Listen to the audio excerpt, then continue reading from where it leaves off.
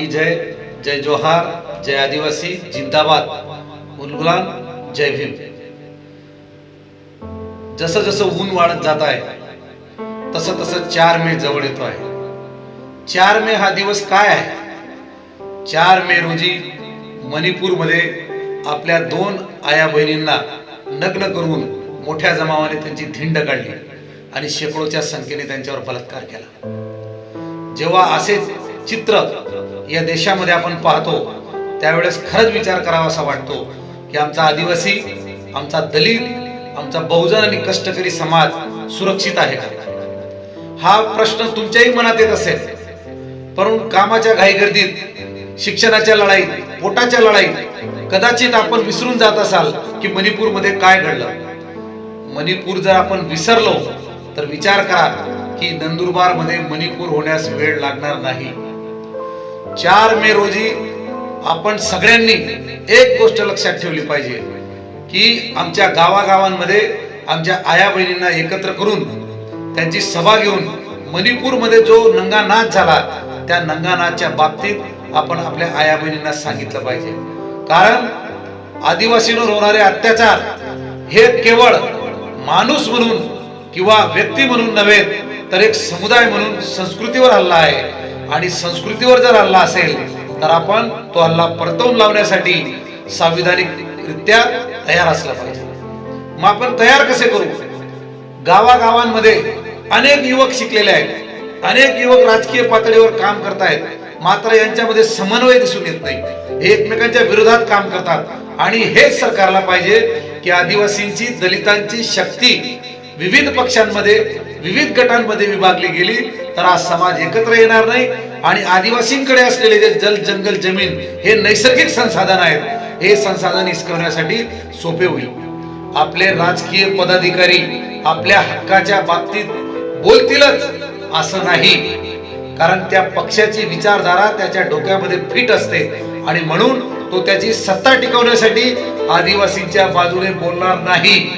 म्हणून आदिवासींच्या बाजूने बोलणारा कोण असलं पाहिजे तर गावामधला समाज, गावामधला शिकलेला युवक, गावामधली शिकलेली युवती, या सगळ्यांनी मोठ्या संख्येने जर एकत्र येऊन 4 मे सारख्या घटनांना उजाळा देत राहिलो आपण तर भविष्यात आपल्याकडे वाकडी नजर टाकण्याची कोणाची हिंमत होणार नाही.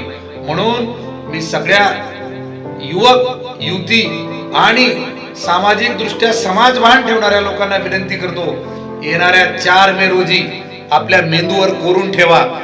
4 मे, 4 मे, 4 मे म्हणजे नंगानाचे दिवस, आदिवासींवर अत्याचार करणारा दिवस, आदिवासी बहिणींवर बलात्कार करणारा दिवस.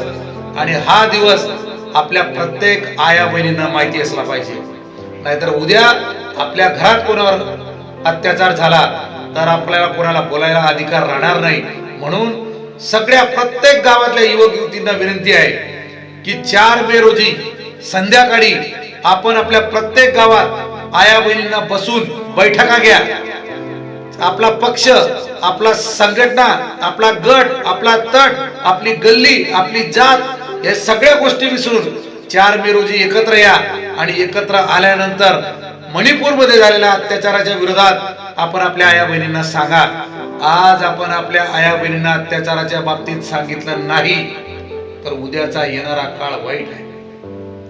उद्या दादाभाई पिंपळे सारखा कोणी माणूस तुम्हाला सांगणार नाही की तुमच्या गावामध्ये तुम्ही काय कार्यक्रम घेतले पाहिजेत, काय निषेध सभा घेतल्या पाहिजेत. शिकलेल्या पोरांवर मोठी जबाबदारी आहे.